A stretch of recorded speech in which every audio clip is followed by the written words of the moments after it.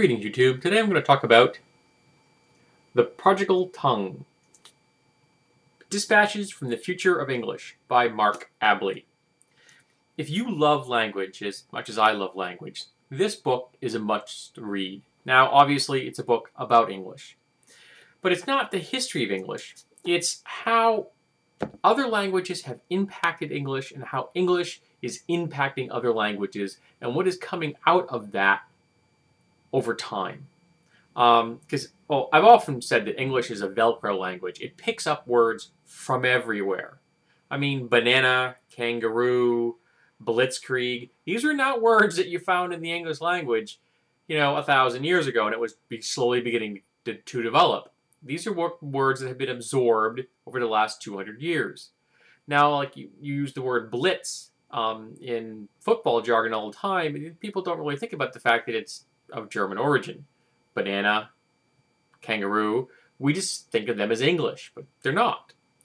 And how other languages have impacted English is a fairly small section of the book. It starts out with that.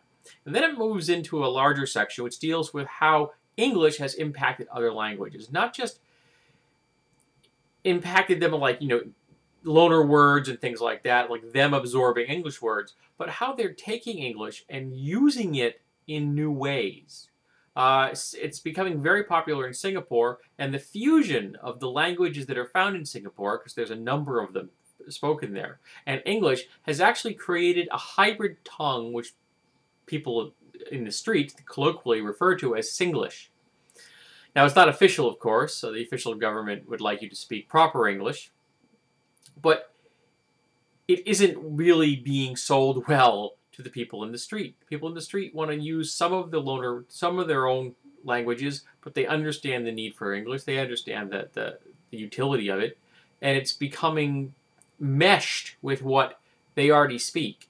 One thing I found interesting is that apparently Chinese, we've always known that Chinese is a complex language. It's got all kinds of little, different symbols, and it's difficult to learn to read and write it. However, Chinese apparently has a very elegant form of syntax. I didn't know this.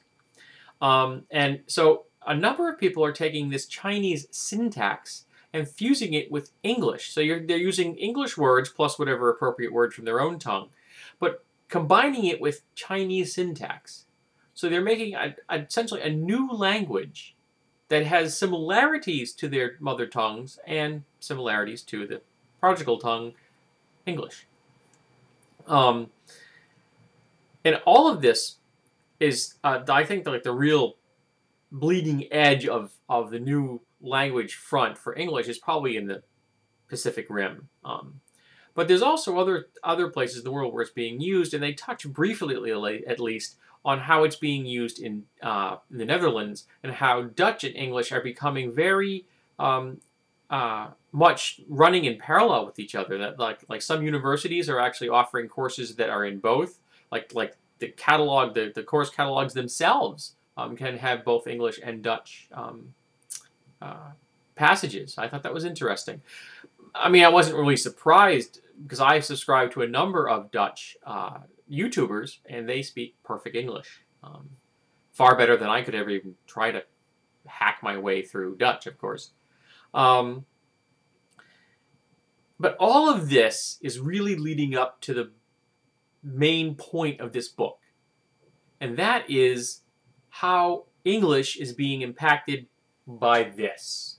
And by this, what you're looking at me on right now, the internet. How the internet is impacting the English language.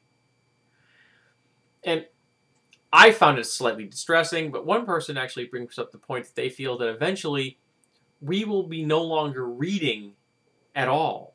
That as technology moves forward and everything becomes verbal, that reading will become a thing of the past. It will become something done by specialists. Just like only specialists speak and read Latin. They imagine that at some point in the future, only specialists will read English.